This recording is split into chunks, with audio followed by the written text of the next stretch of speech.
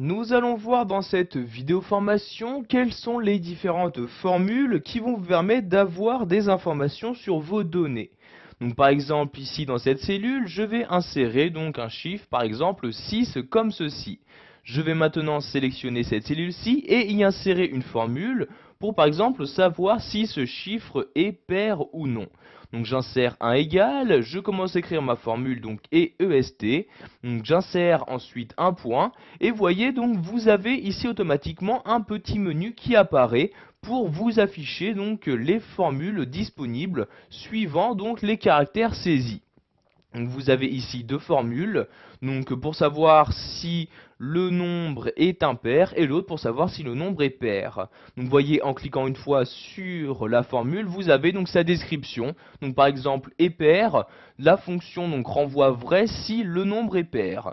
Donc ici je vais par exemple insérer cette fonction, je double-clique donc dessus pour l'insérer automatiquement. Je vais maintenant sélectionner donc la cellule, donc sur quelle cellule je souhaite appliquer cette formule. Donc je vais l'appliquer sur cette cellule-ci, je clique donc dessus, ensuite je ferme la parenthèse et j'appuie sur la touche Entrée de mon clavier. Donc vous voyez ici j'ai comme résultat vrai, ce qui veut dire que donc le chiffre est bien pair. Donc l'avantage d'utiliser cette formule est que si je change de chiffre, donc le résultat de la formule va automatiquement donc s'actualiser pour donc s'adapter à la nouvelle donnée saisie. Donc par exemple ici je saisis donc à la place de 6, je vais mettre 3 comme ceci, j'appuie sur la touche entrée et vous pouvez voir ici que le résultat de la formule a bien changé. Il s'agit maintenant de faux donc, car la donnée n'est plus paire.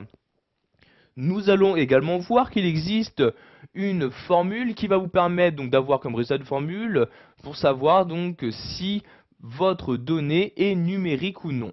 Donc ici, je vais par exemple insérer une nouvelle donnée, je vais mettre 7 comme ceci, et dans cette cellule, je vais insérer la formule, donc j'insère le égal, je mets EEST et NUM comme ceci. Donc vous voyez cette fonction-ci. J'ouvre ensuite la parenthèse et je vais insérer la valeur. Donc ici, je sélectionne la cellule en question, je ferme de nouveau la parenthèse et j'appuie sur la touche Entrée comme ceci pour insérer ma formule. Donc ici, j'ai comme résultat vrai, en effet, donc 7, il s'agit bien d'un chiffre, donc d'une valeur numérique. Si en revanche, je sélectionne maintenant la cellule et j'écris par exemple le mot bonjour dans la cellule, j'appuie sur la touche entrée, vous pouvez voir également donc toujours que le résultat de la formule a été modifié, il m'affiche maintenant faux comme ceci. Pour finir, nous allons voir une autre formule utile, une formule qui va vous permettre de savoir si la cellule en question est une cellule de référence ou non.